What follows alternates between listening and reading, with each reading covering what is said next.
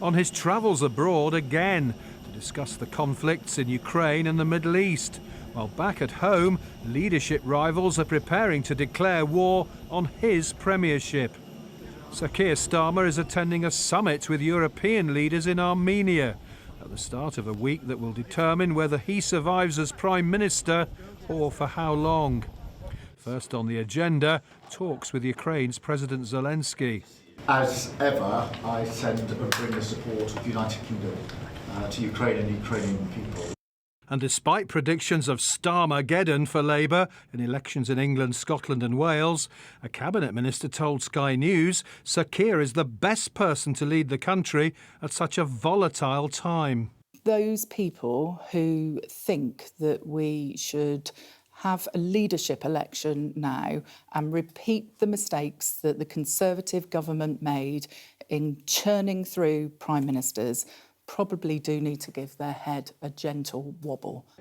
Some MPs believe the Transport Secretary revealed a shift in the Cabinet's position on the PM's future. It's clear that the tone has changed. She's saying now's not the time, but she's not saying never is the time. And that's not a complete support for the Prime Minister. So I'm afraid to say I think things are moving, and I think there is inevitably a contest on the horizon. The Prime Minister also said a time of war on two fronts and global economic strife was no time for infighting. Writing in The Observer, he said, "We have a choice. We could sink into the politics of grievance and division, or we could rise to this moment, together, in a national effort that matches the scale of the threats and turbulence we face." When the nation rallied together to deal with COVID, the last government could have channeled that spirit to build a better nation. But instead, they descended into political infighting and let the country slump back to the old status quo. Not this time.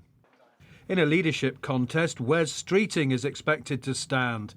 So too are Angela Rayner and, if he can become an MP, Andy Burnham.